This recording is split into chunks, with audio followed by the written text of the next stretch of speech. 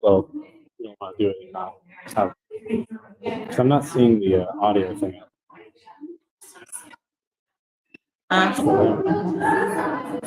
Settings. Audio. Hello? Okay, it's receiving it. It should be. How do I make this? Is it on loop? Is it set to loop? No, the little thing here. I don't know how to do Let you that. flip through it.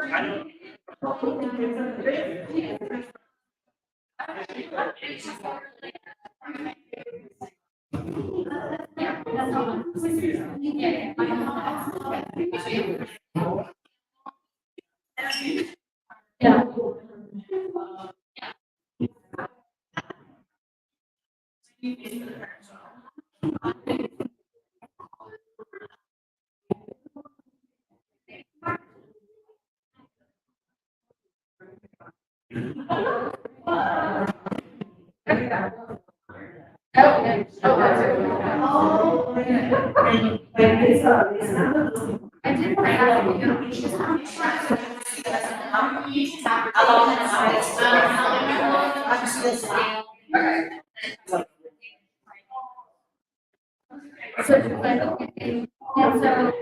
I know the relationship.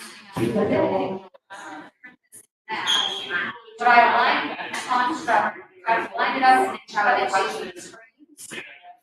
Yes. Right.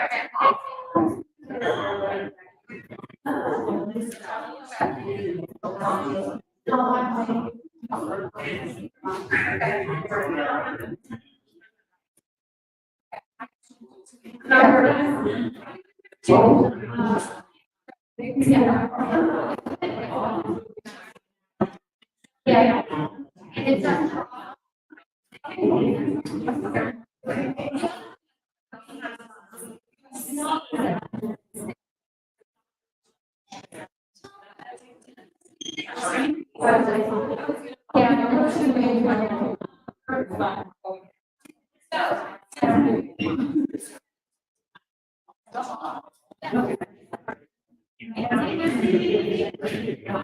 I think the mask is on the other side. Oh, the mask.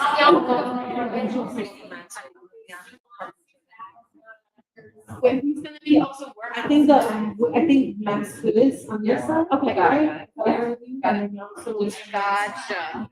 I don't know where you want, or you are, no.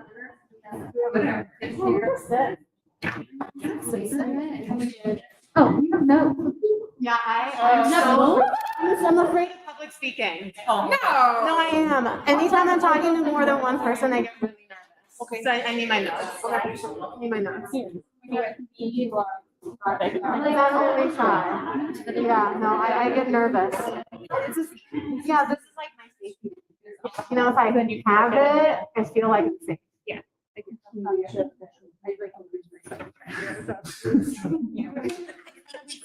Trust yourself.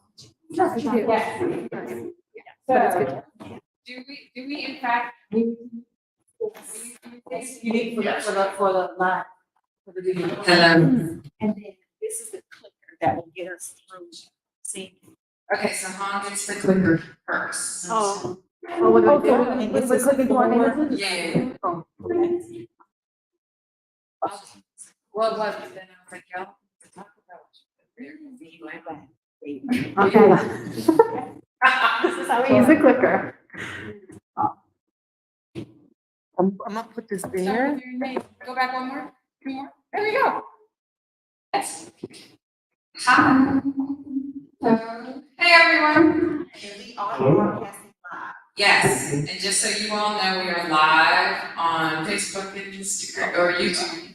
Yes. So, we will, keep it YouTube and Facebook friendly. Yeah, we gotta do that. So, hi, I'm Janelle Logan. I am the Vice President and Creative Director here at McCall Center. And we are really I'm excited about this conversation. We are almost to the end, which is crazy to say out loud, of this residency cycle for real. And so we really wanted to have a moment to have a conversation with everyone about the work. And I think to connect on a different level. Just to give a sense of context. So a residency is a core of our program. We offer it 3 times a year.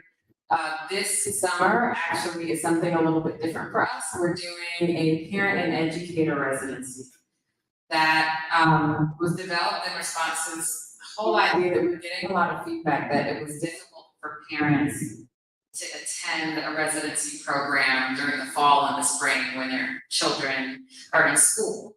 And the same was for educators. Unless you are on sabbatical, it's difficult to step away from the classroom. So this is our first run, and we're gonna keep doing it. Yeah. But it's just really kind of exciting to think about all the things that have been happening here and especially this summer. So I'm Janelle, we're going to talk. This is a casual conversation. I have prompted them with 3 questions, and then wherever we go, we go. So we are all on the journey. If you have questions, the only ask that we have is that you ask for the mic so that those that are watching remotely can hear the question and then the answer. So with that, why don't we just take a minute to introduce ourselves? Here, I'm gonna give you this. Oh. Yeah. Am I gonna do it first? Yes, you will. Hi. Should I click to your work? No. My name is Wanda Raimundi-Ortiz. I am an artist and professor. Now, oh my gosh, I'm gonna say it out loud in public. Newly appointed professor at George Mason University. Stepping away from my position at the University of Central Florida, where I've been for the last 12 years, and starting a new journey. Less humidity, less heat in Virginia, which would be very nice. I am an interdisciplinary artist, I guess. I come from drawing, but I do all kinds of things, video, performance, general rabble rousing and carousing. So that's kind of what I do. Hello, my name is Mom. I have my notes here because I get really nervous. Anyway, so I'm also a professor. I teach at Endicott College outside of Massachusetts. I just moved there from Boston with my partner. And I go outside every summer to make paper, and all of my work germinates beneath the sky and the sun. I think a lot about mapping, folklore, and location. And I have this whole story written out, but I don't think I'm gonna read my notes right now, so that's it. Hi, everyone. My name is Kay Sarrantonio. I am from the Hudson Valley, New York State, and I currently live in Brooklyn. I am here with my partner and our toddler, and I work in mostly printmaking. Most of my work is based in printmaking, but I also do video work and some three-dimensional work as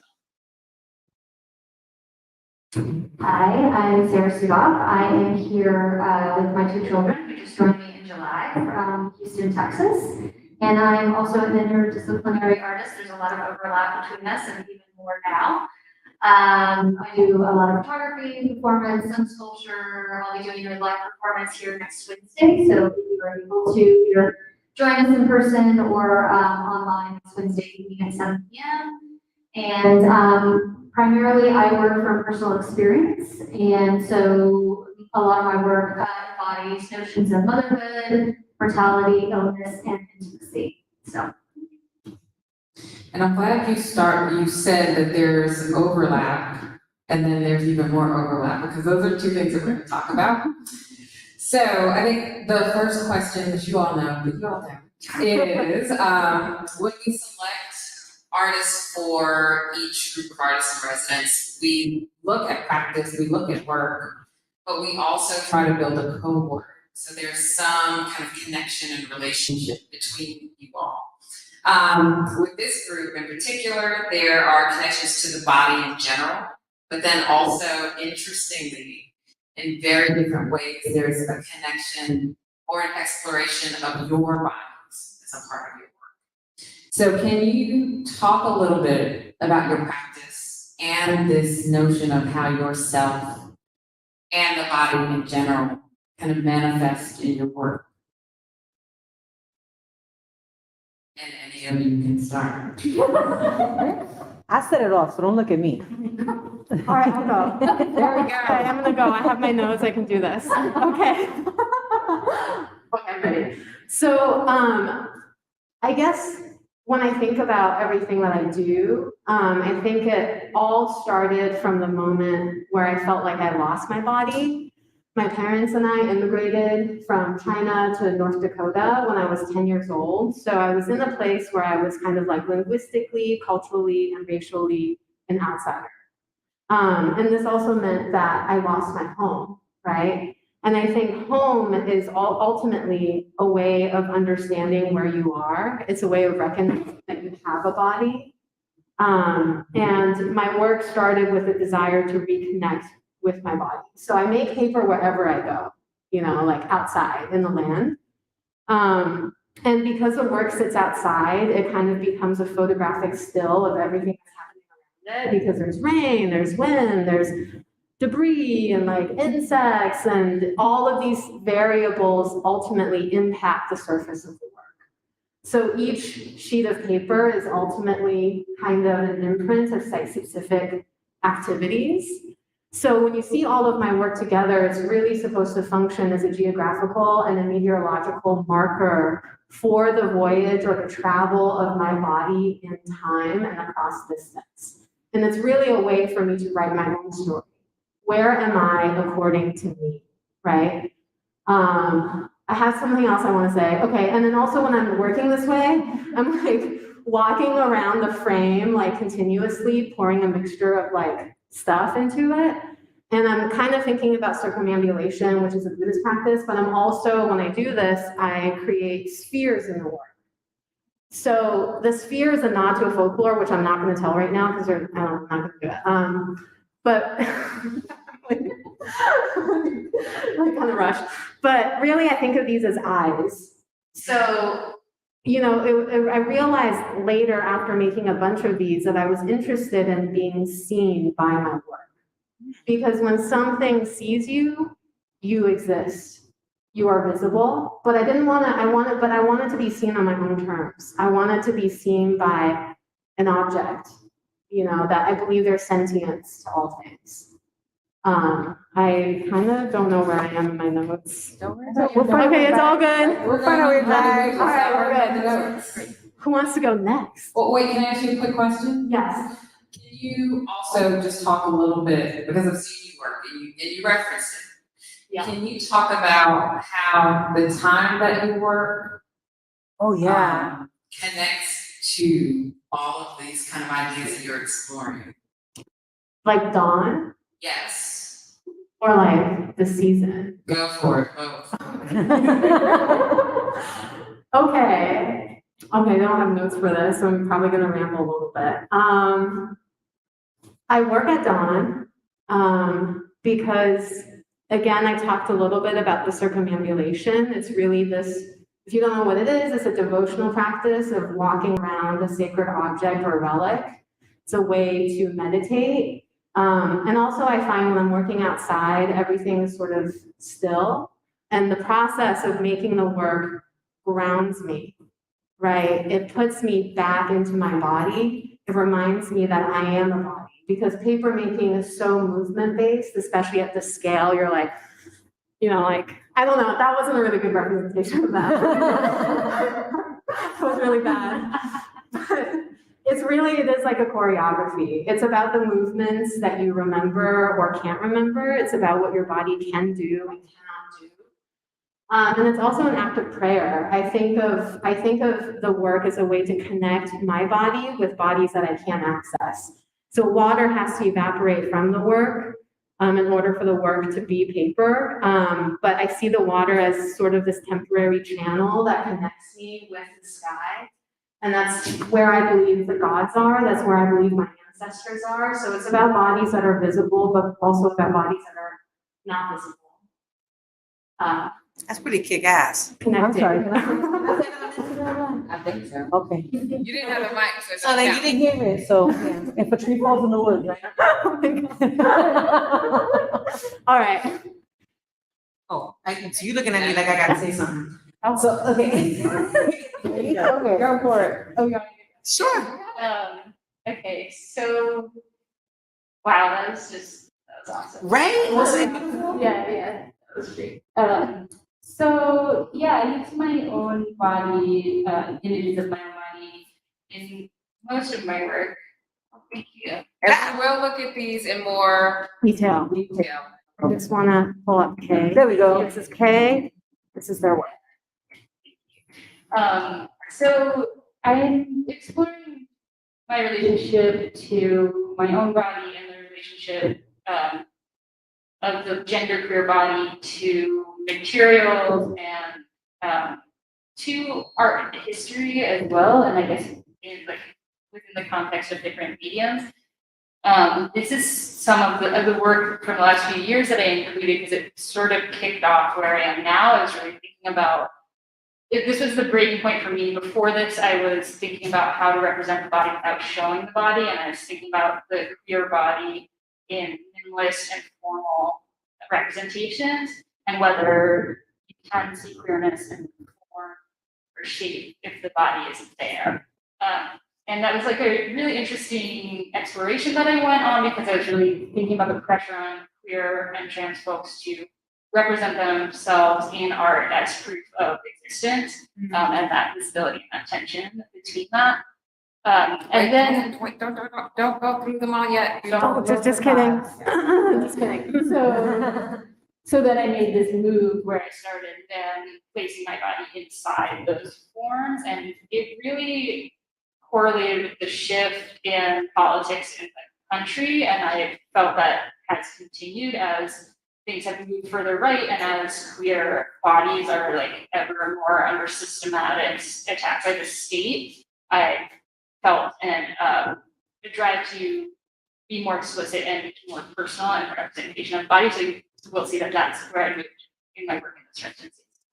Can I ask you to talk just a little bit for folks who might not really have a background in it? Can you talk a little bit, or just unpack a little bit more about like queer body politics and some of the things that you either you and or in the broader kind of scope of like body politics are addressing or considering?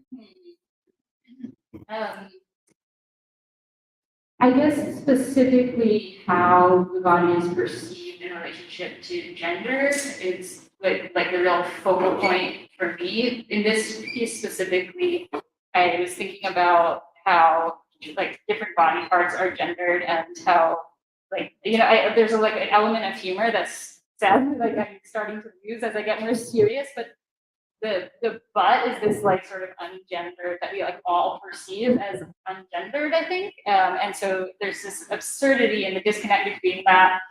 We can see certain body parts as having no gender, but other body parts we can't. Like we have to place all of this gendering onto. And so I was sort of playing with that. I did the piece on the bottom of this one piece, but the portion on the bottom, I had done a handstand, and the gravity, I was using gravity to flatten the chest. So then I flipped it back up and the chest looks flatter than it would in when you're regularly standing. So I was just sort of playing with how to use also like the light and shadow, how to change how we perceive the body and how to just make little adjustments to what is legible as a specific gender.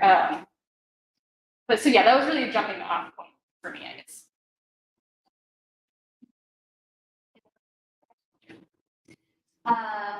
I have been using the body for the last 15 years, my body specifically.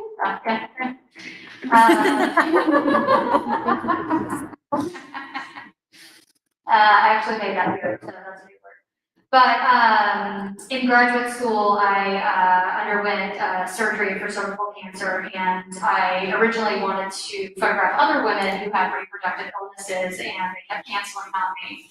And so I ended up using my own body to talk about this experience, never intending it to be that way. But after that experience, and seeing people's reactions to my own body, and as a photograph, that sort of became forward for me. And I've worked that way since 2004. And primarily using my, as I mentioned earlier, my personal experience, using my body to facilitate or start a conversation. And for a while, I had stepped away from photography because I had done it so intensely for so many years, and had stepped away from myself and worked on other projects that I was still interested in. And then during the pandemic, like most of us, used what was on hand, myself, my body, my emotions, my camera. And so the work that I made during the pandemic, I did this piece with the bricks, there's another piece with the mask. I don't know if you want to look to that one, which looks like this. Reveal it all. I don't know what that way is. Yes, Yeah, that way. Okay. So, yeah, either the two masks, my body.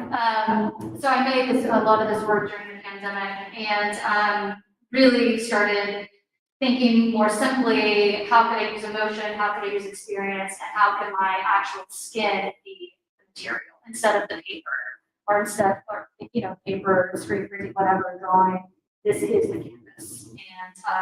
And I'm continuing to work that way, both as a photograph, as a video, and as a performance, and even taking the emotions that I've experienced more recently and translating them into sculpture. Okay, my turn, right?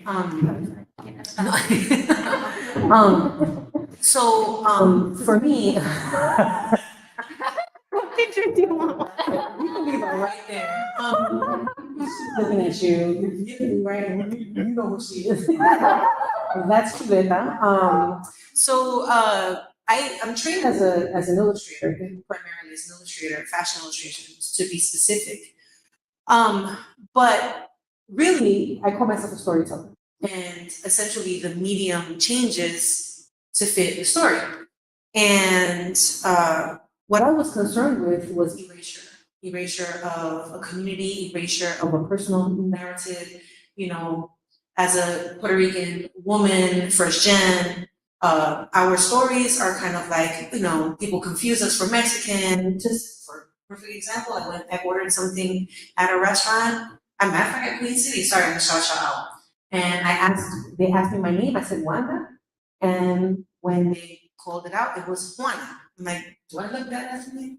I guess I do. So fine, like this, you call me Juana, like this, whatever, like this, anyway, whatever, maybe you know that. But this idea that there's this kind of blanket assumption of who you are or who you're not, because people aren't really paying attention to you. And so you talk about being seen.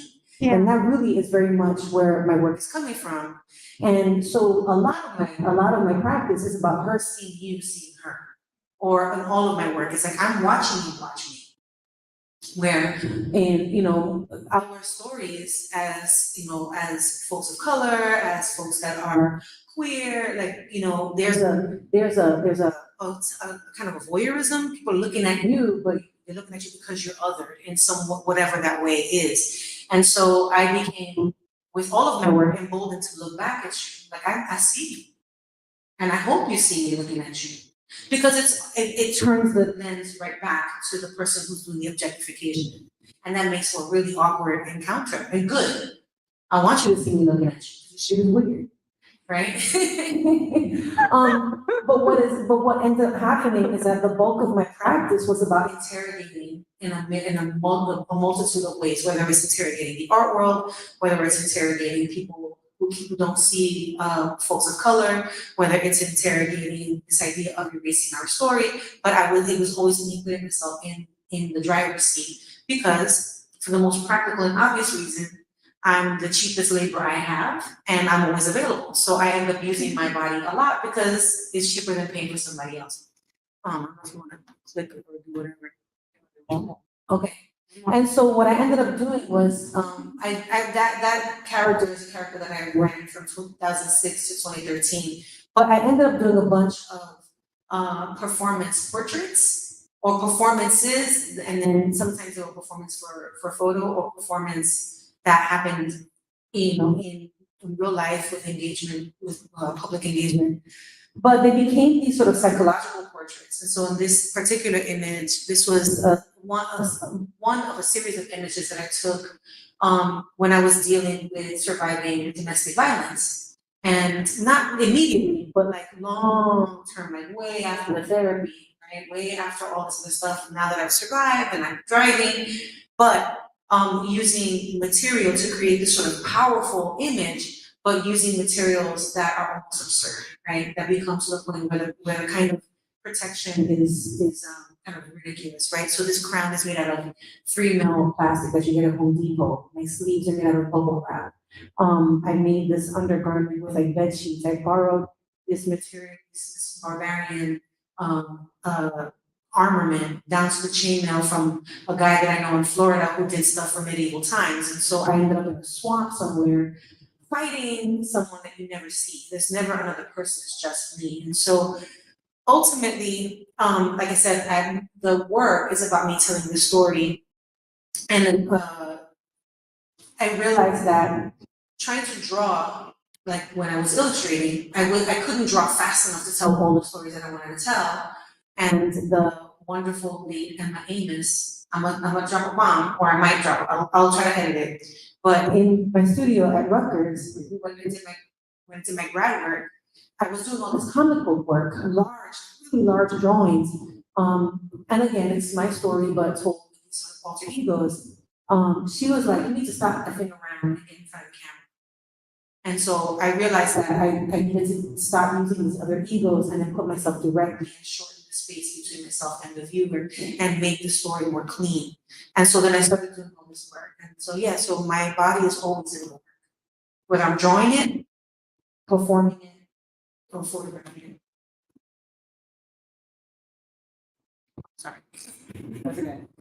I forgot. So, you all started talking about it, but I would love for you each to kind of talk about how your work has shifted since being here. And I want this to be like conversational because I've seen you all like meeting downstairs randomly, like at the back door, or like, I see little footsteps running back and forth between studio spaces. So as you talk about it, I would love for you all to have a conversation about it. Like what, as this work is evolving, what have you seen, or what did you notice, or what were you surprised about? All right, I'm gonna jump in because I want to talk about your work because, well, I want to make sure I address this in public. Y'all can hear this on the record. When I first saw your prints upstairs, I didn't know what I was looking at, but I was very much intrigued by the sort of ambiguity of this person who could either have a spectacular beer belly or be pregnant, right? Or both, right? Or both. Okay, no judgy, right? But what I've seen since is this beautiful evolution of the work where it's super tender and very warm and loving and domestic, and there's sort of this increased confidence and intimacy. And I don't know what sparked that in the studio, but the jump from the prints to the new work and the sort of domestic material that you're working with is super, super dope. I'll just say it's dope. You can see it? Now we can see it. Yeah. I just want to say that I need. Just kidding. You broke it, huh? I You broke did. it. I You broke it. broke it. I don't know the order of There you things. go. Oh, see? Yeah. See what I'm saying right I'm now really working on a body of work that I don't know would have become a body of work without the encouragement from the other residents. Like, just like thank you guys for that so much. Like really, yes, I'm working with tile here. This is the first time I've tried screen printing on tile. I wanted to for a really, really long time, and this was like the right moment to try it. And know where exactly I was going with it. And I started with these just like very tender images of my family, myself, my baby, my partner, and it really became then it just moved. It's like kept moving, and so I'm using different shapes and different size of tile. They're all bitmap photographic images that have been manipulated in Photoshop. But this is the one that I'm actually most excited about because it was my breakthrough with metallic lead. It's sort of a mirror. It's when you walk around it, the light shifts and it transfers from negative to positive depending on where the viewer is standing in the room. So I'm thinking a lot about that visibility, about some protectiveness, but also exposure, about that reflection. And you gotta know, this is Silverleaf, it is gorgeous, it looks really, really fancy, but really, like, Whatever, I'm being approachable, I'm being chill, but like, it's just between, like, it looks luxurious, and then, but it's just elegant, and so I just wanna make sure they knew that this was like beautiful, painstaking Silverleaf. Thank you. Yeah, and actually the painstaking part has also really become part of the practice. Printmaking is really a process, and I'm definitely a process-driven person. I like really take refuge in it, I think, and this was the most processy process that I have ever done. So I really pushed it, and it's just taken weeks and weeks. But I'm screen printing the image with an adhesive, and then I'm adhering the Silverleaf across the whole surface. And what happens is it glues on where the image is, and then I remove the areas where the image isn't with a paintbrush. Except that it would be so easy if it was just a paintbrush, but all of the areas that are darker, the leaf really sticks in there. So I had to do that with an X-Acto knife. So it was taking me, I think, an hour per like 5 tiles, and it's 96 tiles, but I finished. Yeah. And then I started another one. Can we see the other one too? Yeah. I think this is the only silver one. And this one's not silver, but this is bisque tile. I started printing on the bisque tile because it's not glazed and it took the ink very smoothly, very easily. This was actually like a pretty easy print to make. But when I put it all together, it didn't look right. It was like small and strange, and I realized that it really needed to be separated out like this. It needed to have that space that sort of is about like a window pane or something to give that like a little bit of a layer of protection, but also to make the individual tiles objects on their own, because I am really interested in that line between the 2 and 3-dimensional and how we perceive an object differently when we see it as an object rather as just an image. Yeah, can I say something? Yeah. Can you all hear me? Oh, okay. So yeah, I have also seen this work. I remember the first time I saw it, I was like, no, I was very adamant, right? You just feel it. You feel it in your gut. And it really hit me. And I think what I find really interesting about this work is, you talk about legibility, who can see it, why, who am I signaling to and why, and all of these questions about absence and presence. And that's really translating in these works here, because first you have the pixelation. When does a single dot become an image, right? We're all made of atoms. You think about the construction of the body, and there's just all of these different layers about taking something, putting it back together, taking something, putting it back together. What's readable, what's not readable. I mean, even the process of you like brushing away the silver leaf with a leaf, a brush for your finger. It's all about removal. It's all about why you're taking something away and what that action, like what's the implication of that action. So I think it's really strong. Yeah, and then like you're assembling An image of you assembling a human too, right? And Yes. it's something that's like Yes. really powerful to see that, right? Yes. And then sort of domestic kitchen, tiles, backsplash, whatever. This, you have that. If that harkens to you, like that I responded to that quickly. And so all these other layers, and then against the tattoos and the t-shirt, but it's a whole mood. That's a whole mood. Right. Keep the love fest All right, going. yeah, right? Okay, so I'm gonna jump on you then. Oh my So, I'm just gonna go whatever. So I was tripping out when I heard, okay, so we got a Paper maker.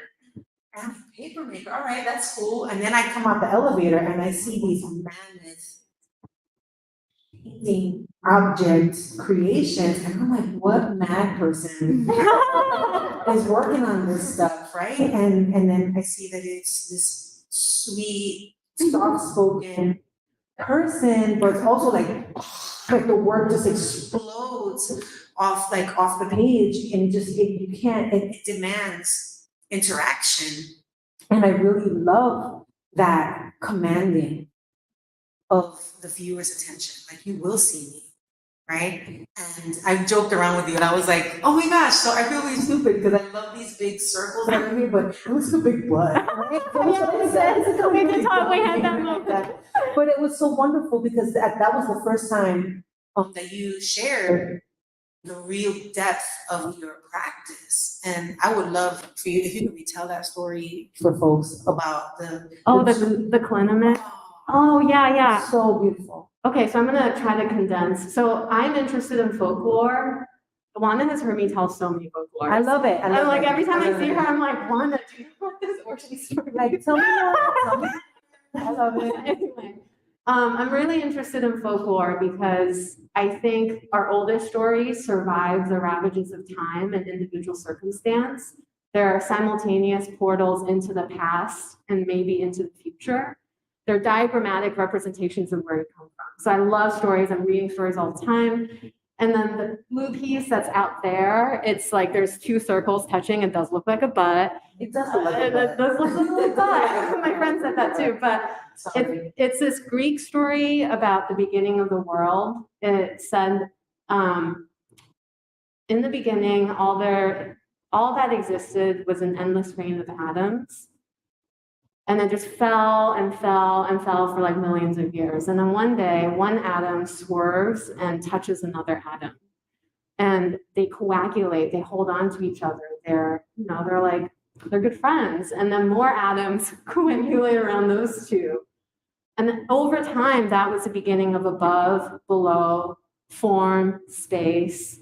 And I love origin stories because they're all utopic, right? They tell us that darkness can be filled with an everlasting light. They tell us that chaos can be transformed into something important, into something that matters.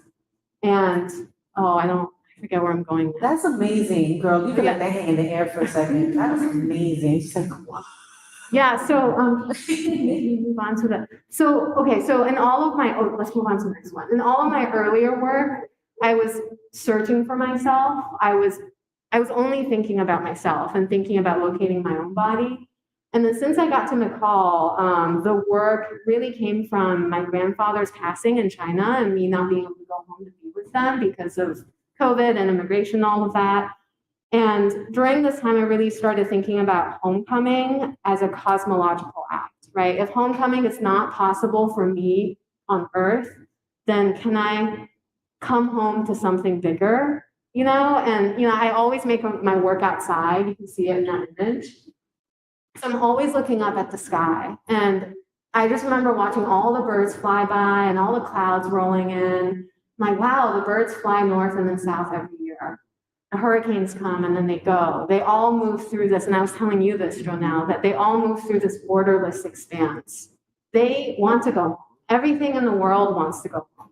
That's like a basic instinct, And, okay, I have a look at my notes.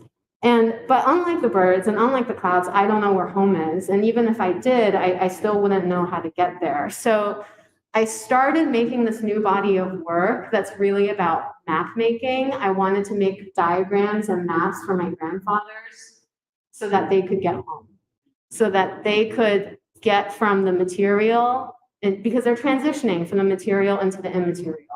And what are the maps that can help us when we die?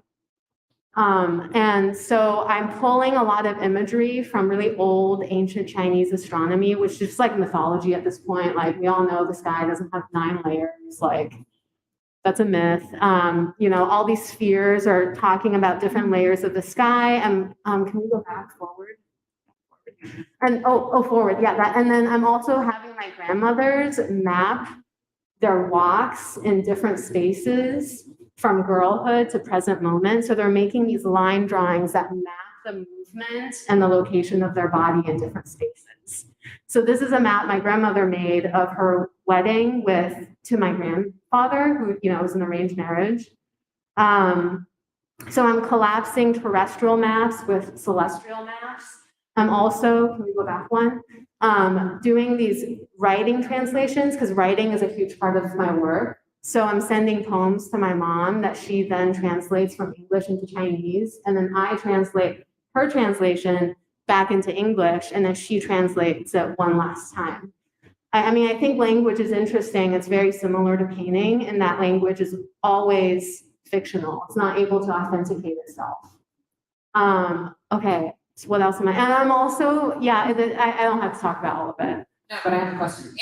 And we can't talk about everything, but please afterwards and until they leave, talk to folks who visit studios, et cetera, But I just had a question from the myth, the story that you started with, the myth that you started. Because it has our conversation, I stopped by the studio one day and saw the blender that Hal uses to make this paper. And it's like a kitchen blender to make that. And so I'm like, how does this all go together? But it's interesting in hearing you talk about the myth. I was like, did you learn about the myth first and then start your process? Because that whole story about colliding atoms and making chaos into this thing, so much from an outside perspective reflects your process of making. Yeah, it's not totally linear, because I'm constantly, when I'm working, I'm always working. You know, I always have my studio door shut because I'm like, I gotta work, otherwise it's not gonna get made, you know. And I'm always reading, and I find that the work brings out these subconscious things. Like, I started making paper, but I didn't know why. Everyone's always like, why do you make paper when there's so much of it? You know, I always get that question, and I didn't know how to answer it. And then I remembered praying with my grandmother and burning paper as a way to offer. So like paper, and later I could be like, oh, paper's metaphysical. It bridges the tangible with the intangible. You know, but the action came first. But sometimes it's a reverse. Sometimes I'll see a story and I want to illustrate it. So it's really like a spider web, but it's all connected. Sour girl. Real. Sarah. Yeah, man. Oh, well, hey, and I Okay. Good. So, no, so what I love that you jumped from photography into performance and endurance work, and I'd love to hear more about the role of endurance in your practice. You know, because you come from a very masterful photographic background. I remember commenting the other day, like you achieved this sort of alabaster. Yes. You know, that white on white, this white skin, white background, to me, don't give me a camera, I can't do that. And so you already bring that to the table, but incorporating your body, and then now you're moving, it looks like you're moving much more deeply into your performance, and I'd love to hear more about that. Oh, yeah. So yeah, since I've been here, I've been working on 3 sort of topics at the same time, because as Tom guessed, I have part Gemini rising and Gemini. Cancer with Gemini, and so I can't stay siloed for too long. I tend to work in multiple veins and themes all at the same time, and for me they are obviously connected in multiple ways. And sometimes one idea in one area will feed or answer a question in another. And so the first image, or I guess we can start with that one, is called Mother Two, and it's actually the first performance I did here at McCall, and so I knew I wanted to continue this line of work, exploring homeschooling. And so if you walk upstairs, there's a performance called Siloed, and there's pencils and artifacts and things like that I did with my daughter. I homeschooled both my children during the pandemic, but I did this performance with my daughter, and I wanted to create another work about that because one piece about the monotony and repetitive action of homeschooling just wasn't enough. And for all of us that did that, it'll never be enough. Endurance performance. And so through the pandemic, I started thinking about these teething beads. And why don't they make them for adults? Or why aren't adults using them to de-stress? Right. Like I wish I'd had them to like chew on You because can use that idea to fund the next project. yeah. So between beats and use the money to fund the next project. And so I was thinking about how much I had to endure during the pandemic as a parent, and especially a single parent with 2 children, and how much did I have to continually swallow and more and more and more. So if you walk into my studio, there's a huge wall of small prints of this, multiples. I've been starting to use an interval timer, which plugs into my camera. I can take an image every second, every 5 seconds, whatever I determine. And so for the performances, I've been doing a second, and then I can choose frames from that collection of time or performance. So I really am performing and capturing images all at the same time, which has been kind of an interesting process. Like a true parent. Yeah. True parent, multitasking. All the time. And so this exists as images. It also exists as a video. The video is actually going to be reshot in a couple of weeks with some help with a higher end camera, which I'm excited about. But I'm basically stuffing these chew beads continuously into my mouth, gagging, saliva hitting the floor. And then as a continuation of this, and also sort of the expansion of my practice, there's always an image, there's a video, it could be a live performance, hopefully at some point. And then also I'm starting to make sculptures or artifacts that go along with these performances. And so I started casting beads out of soap, and then I started melting down dental wax and making necklaces as well with dental wax beads that I'm then biting into. And so I calculated the other day that I homeschooled for 171 days, 47 days the first semester, 77 days the second semester, and 47 days, oddly enough, lots of sevens, the third semester. So I'm making 3 necklaces, 47, 77, 47, that I hope to chew in a live performance, possibly both the soap and or the dental wax. The dental wax is more forgiving. The soap is not so much, as you might imagine. So wait, I have a question for you. Yeah. Because I've heard the audio that goes with this, Okay. and I've seen the images. So you don't shy away from the discomfort of it all. And you actually kind of place yourself in a space that is not pleasant. Can you talk about why?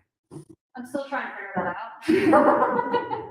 But what I have come to understand is I come from a photojournalism background, and I think that is part of it, that I'm trying to give the audience the most authentic document of an experience.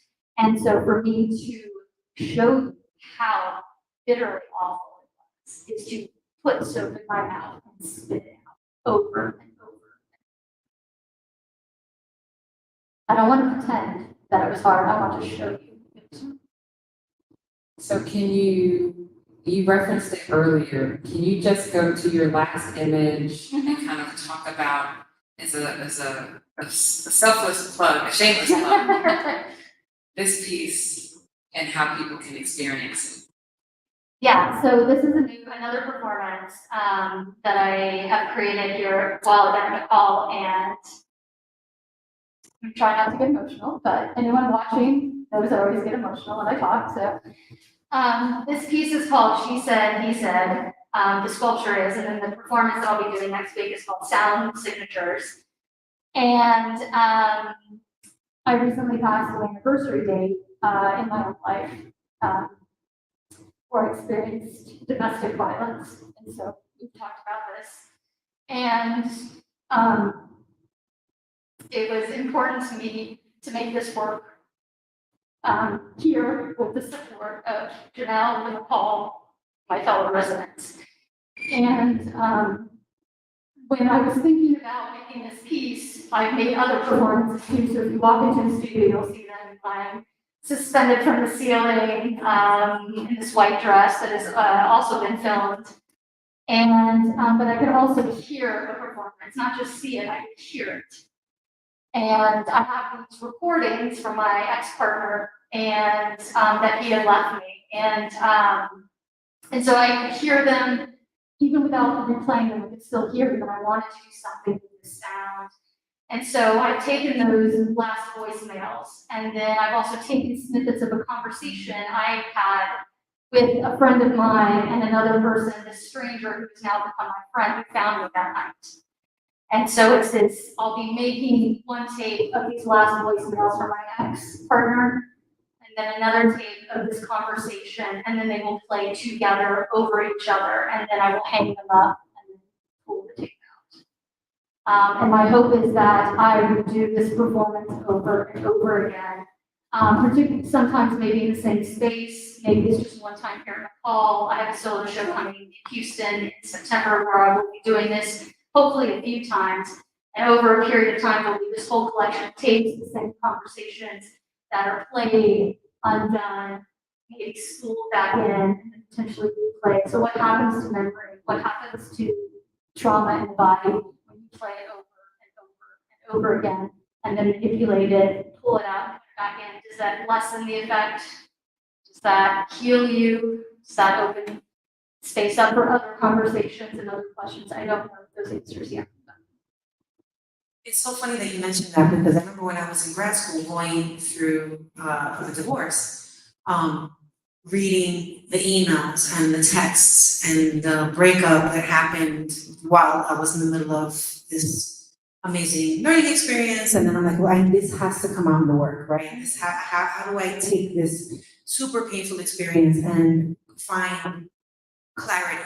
You know, maybe not answers for anybody else, but at the very least, it becomes a space where, you know, the only way to it is through it. So you're looking for clarity, right? I remember doing this performance, and this never made the light of day, never showed in the gallery, but it was certainly an opportunity to work through some shit, right? Which is what I think we're all doing with our work, you know.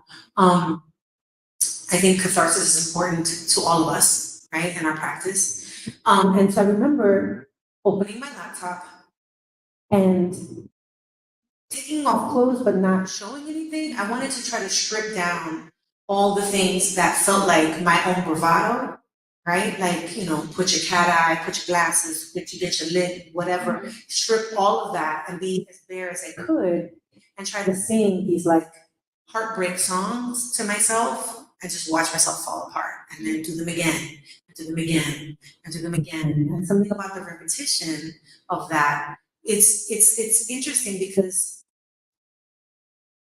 I did a bunch of these works, right? Where you kind of put yourself through these rigors because you're in the middle of going through something awful, right? And you know, and then, you know, something about like breaking open that wound and looking at it again. I don't know what that impulse is that makes you want to like feel the pain again, and then just kind of, and then there's a weird thing of like you're going through it, but as the artist, the disengaging from the thing that happens and then looking at it like a scientist, like, well, what is this thing?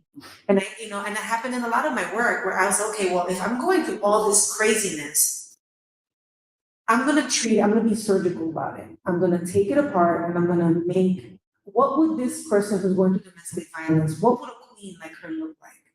How is she on the other side of this, where now she's just like, she's got a sword, she's got this warrior makeup, she's got this crazy crown, she's fighting the demons, she's protecting whoever, get away from me, I will take you down, right?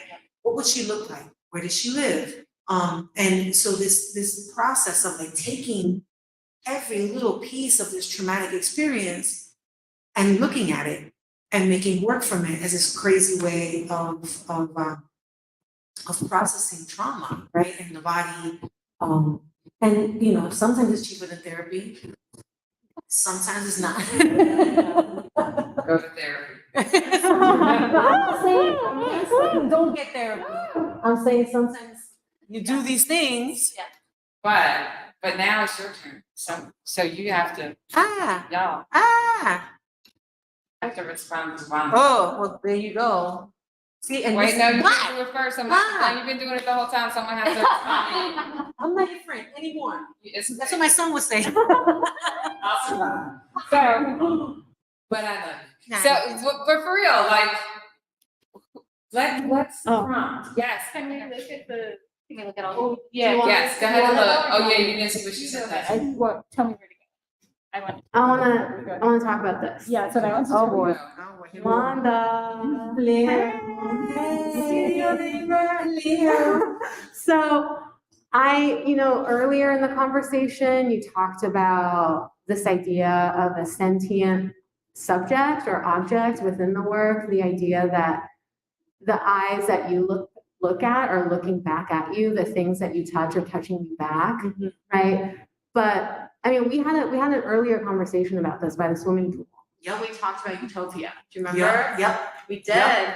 And you were speaking to me about how in this new body of work, this amazing new body of, truly astounding body of work that Wanda's making.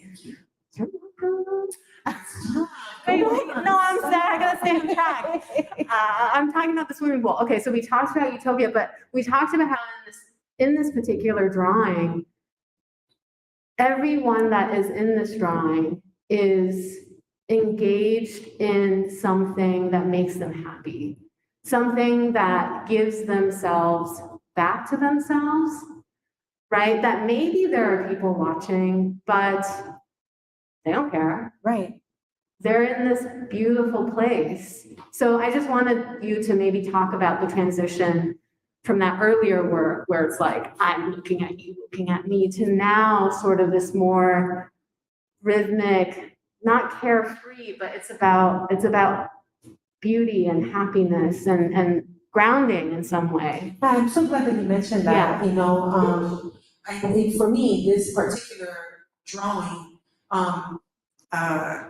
there's this, I clearly I work in self-portrait, self-portraiture through all the works. Like I said, I'm my cheapest model and I'm always available. But I also, I didn't say this before, but I also felt, and I continue to feel like I can't tell somebody else's story. I can commiserate, I can put myself in a situation that maybe you might identify with, but I'm not gonna sit there and tell your story because that's your story to tell. I will tell mine. I will create a sense that we can kind of meet somewhere. But of all the portraiture work that I've done throughout my entire career, I've never done self-portraits in the never, ever.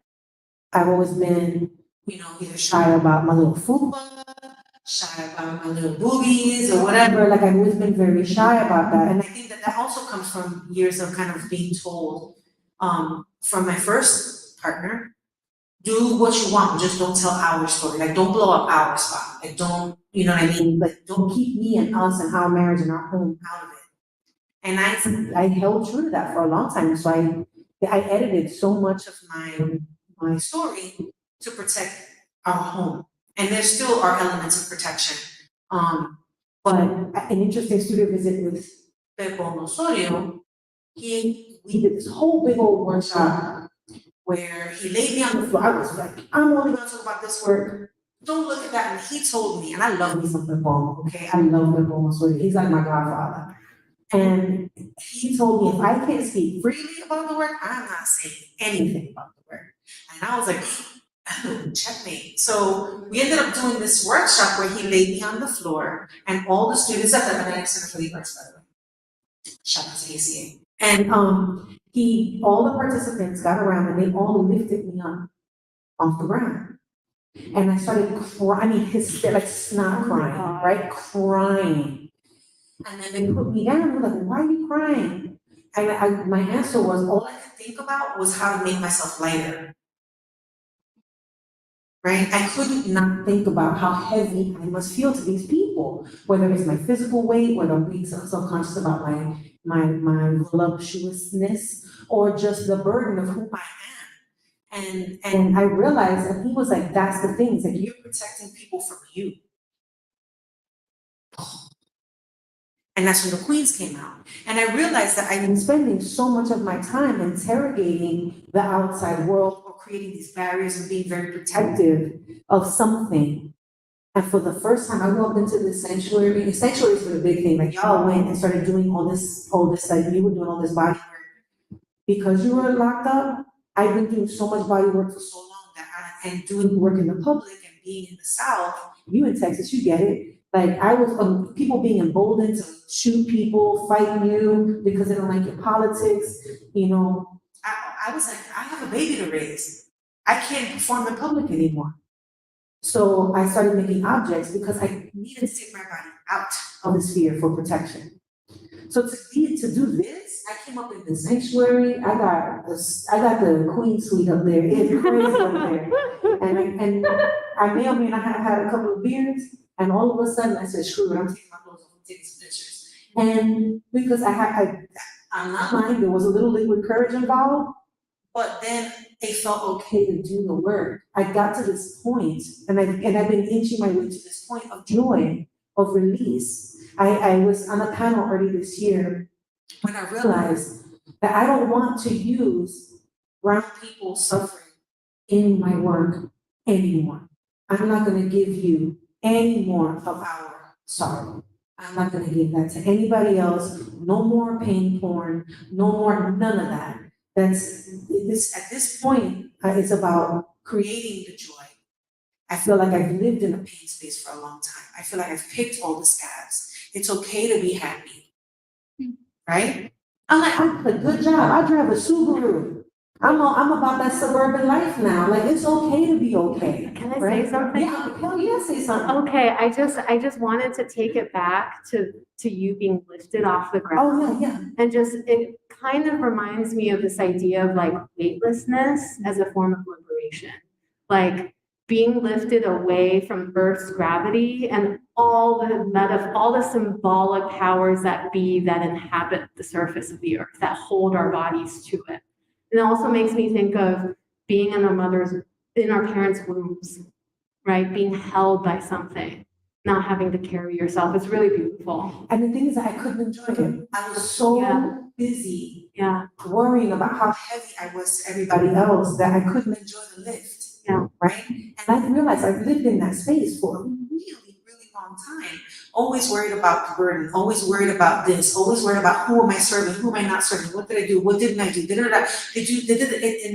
and then I realized, like the one said in 2012, he was like, you're trying to package yourself into something so neat, and that's why these things are not working.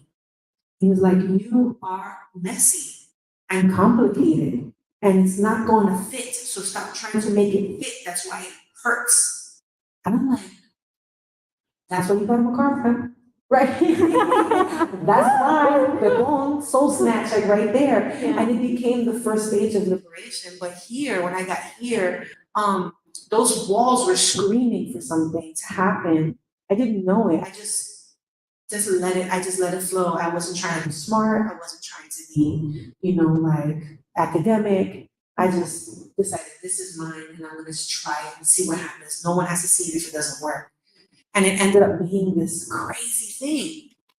And it's just making me think of a question that I sort of have for all of us, but I wonder if you felt this in this shift, which is a question that I think about a lot, like who are we making the work for, who do we want to be affected by the work? And I wonder if this was a shift for you, if you're the way you like love and hold your viewer, if you're thinking about your viewer as a brown person.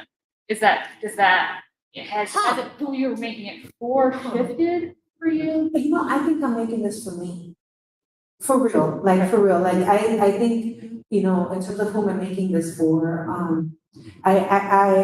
I'm challenging myself to look at myself, to gaze upon my form and to interpret my form and to be honest about it and to be surgical the way I teach my students to be surgical when they're looking at stuff, but also to create this paradise, right? For her, for me, for her, for me. Yeah. So I couldn't be in this. I've lived in Florida for 12 years. I'm from, my parents are from Puerto Rico. And I would love to be able to sit on grass, I'm allergic, to be in this tropicalia without bug spray, I'm also allergic. To sit over like southern waters without worry of haters, right? And to not be shy about my form. These girls are beautiful. And I'm like, wait, that's me. Did I do that? Like, you know what I mean? And so this has been definitely for me, to give myself this utopia that we talked about. And you said this child blew my mind at the pool. We said eating strawberries and barbecue potato chips. And all of a sudden, utopia happens. It's happening somewhere. Yeah, you know what it Right? was? Yeah, That yeah. utopia, that utopia doesn't have to last in order for it That's to what it matter. was. Ugh, what? Utopia doesn't have to last. But I for it to didn't, matter. but I didn't come up with that. I want to give credit where credit is due. Colleen Smith said that in an Right. artist lecture that she gave at Camp Houston. That's awesome. That is awesome. And that is Yeah. right there. Like this moment happens. Like Utopia, this is the record of it, but Utopia was taking all my clothes off in my studio and just doing these movements and let the rolls fall where they may, let the boobies droop or whatever without any, you know, and it's just, I've had to come to terms with that. I've left the images in and around the studio, so you're gonna see my movies. Like my son was like, and I'm like, those are reference photos. I just talked to him about what it was. He's not weighed down about it at all. And there's something really freeing for me. Like, I feel like I've transcended this thing that maybe people go through in their 20s, but I'm only 50. And I'm like, you know what? All right, you know, like maybe this is what happens when old folks go to this conference. Maybe that's the point I'm in. I push the F it button. I said, hold on. Yeah, Kate, what about you? You said there was a question that you. Oh, yeah. I mean, I don't know. I think I started in art, like what is the universal experience that what's that term where you are so affected emotionally by a work of art that you sweat or shake or pass out, and is that the goal? Is that my goal as an artist? I think at some point I thought it was to be so arresting to affect everyone, and I think I moved through making work and started to feel like it was all for a while. I think it was only for certain people. I wanted the work to only be legible to certain people, only make sense to certain people. And I think now I'm arriving at something that's different people will get different things from it, and that doesn't mean I'm not making it for hoping to relate specifically to gender-queer people or to a queer community, but they're not to be accessible, but that there is something that is for I think there's a moment. Yeah, I know what you're talking about, like the snatching people's souls, right? I think that happens when you stop thinking about the thing and you just let yourself fall in love, right? Yeah. You allow yourself to fall in love, and I think some of that happens when you peel academe away from it, when you stop listening to the critics, when you stop, when you just allow yourself to just, I know how to pull a print. I know how to draw the shit out of a picture. Now what, right? Yeah. And actually, what did she moved to? Had a studio a million years ago. She was like, okay, so you can draw now what? Wig snatch, right? Just wig to snatch way the hell off. And that stood with me. And I feel like once you hit that point of when you pass the academic, when you pass the crit, when you pass expecting to, hoping to be validated by people that you consider better than you, then when you release into this, I'm just doing this, I love it, I'm gonna go leave the crap out of this, and then you stop thinking about it. Yeah. But I'm gonna ask this, and then we don't have to answer this, because I know that we have time issues and we wanna field the question. But I think, I don't know that you ever saw that. Right? That whole idea of okay, I'm here in this moment. Because I remember I came in, you were the first one here. Yes. And I came in, you'd only been here for 48 hours, maybe. I was like, you gotta see this. And it already Yeah, it's started like a throw up on the page. Yes. But it's interesting because you mentioned now that you leave the photos out. Even in the moment where you had done the drawings and you talked about referring to self, you still hid the drawings.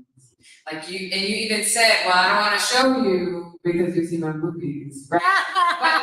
But I think It's that true. evolution, right, the who, It's true, who though. the audience is, what you want people to access. I think we often think about artists and their process evolving and like going back and forth, but we don't really consider that internal dialogue, the struggle, the who is it for, as the work evolves, right? Like that question Yeah. keeps coming back.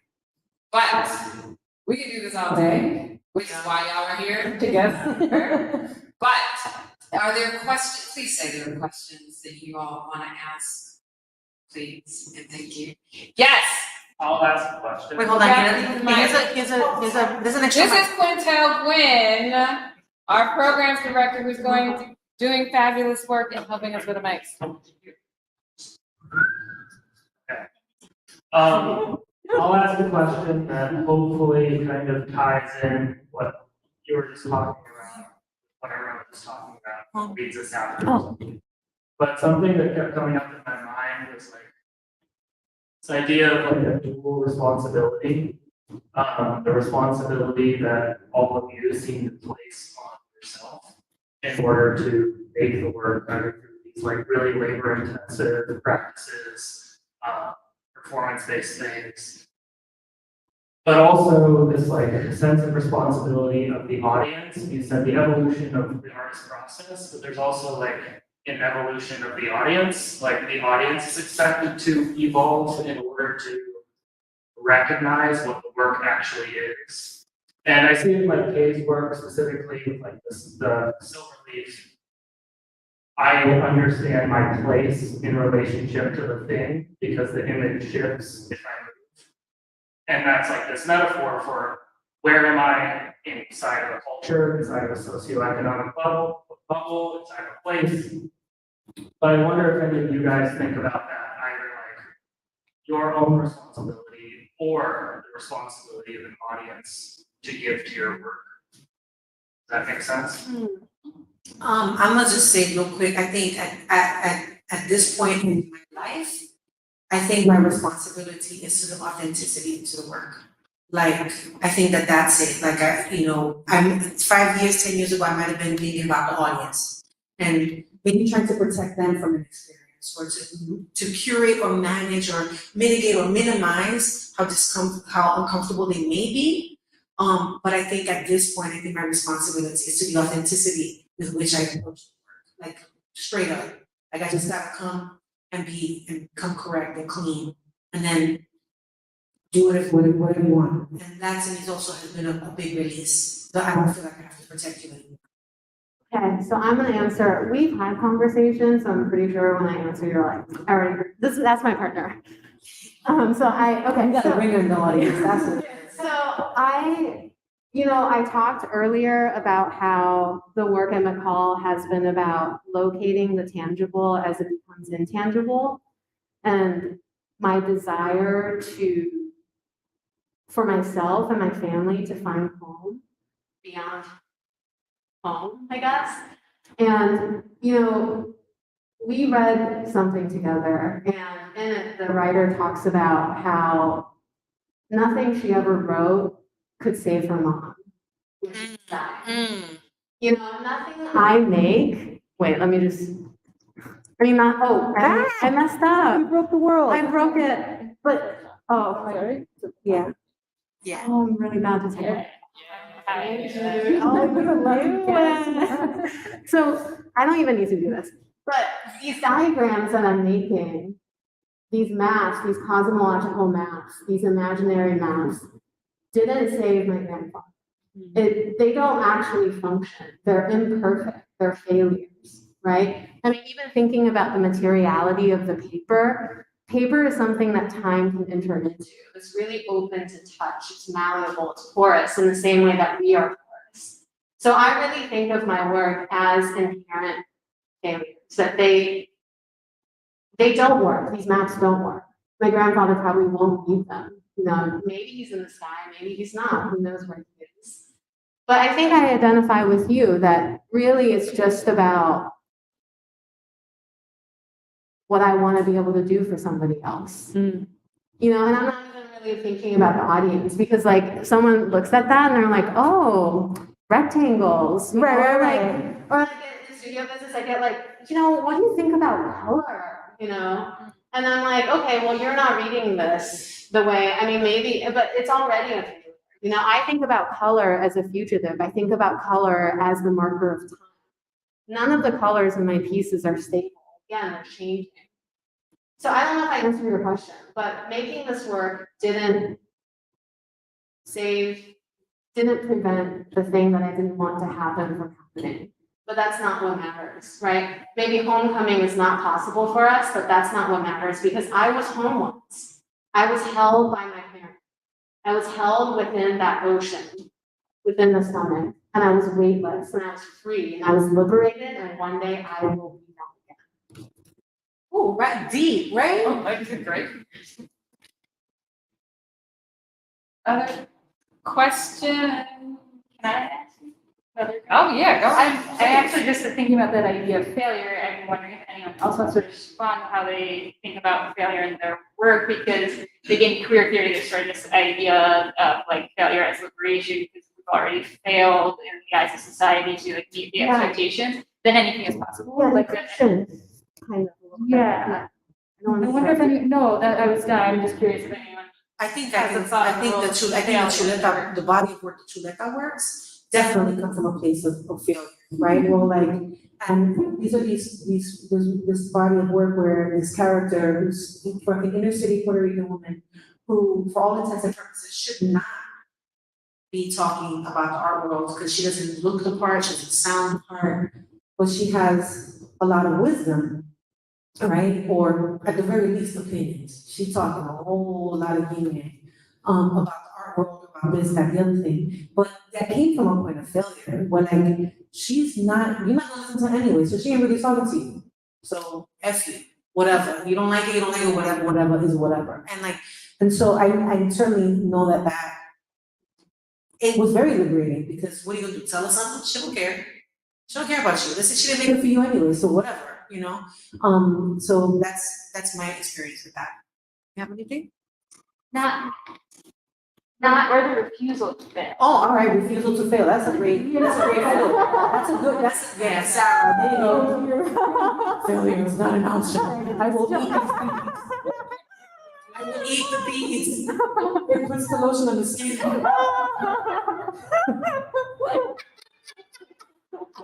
That's the next performance, okay.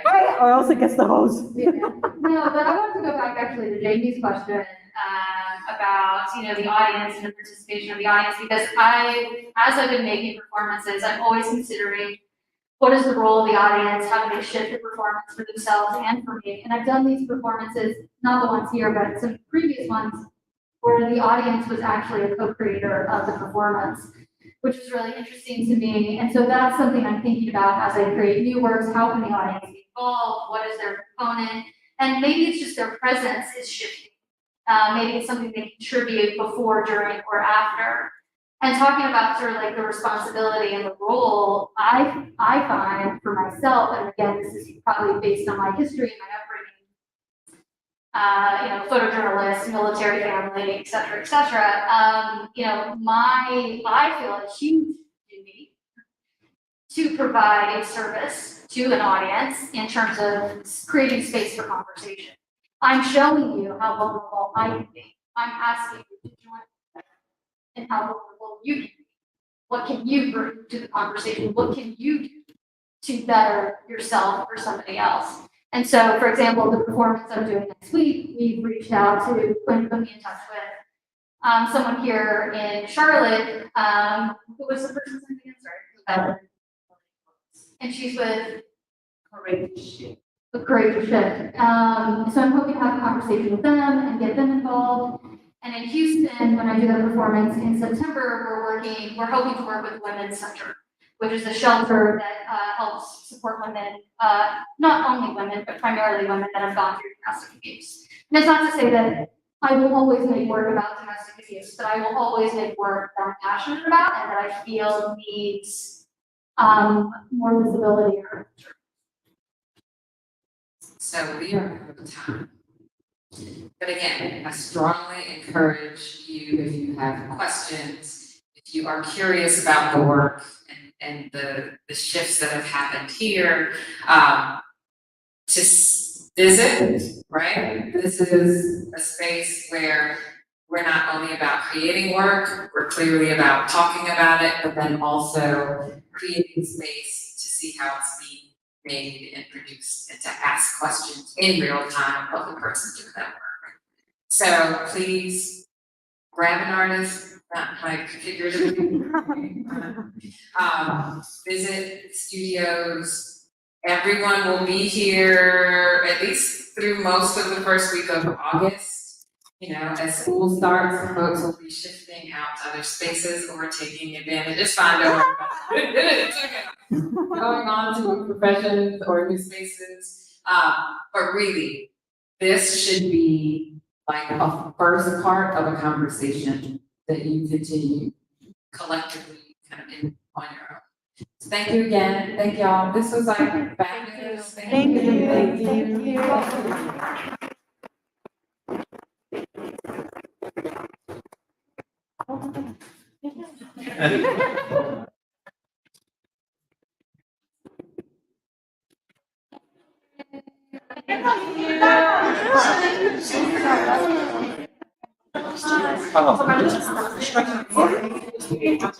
Oh, yeah, we should make it something to show them.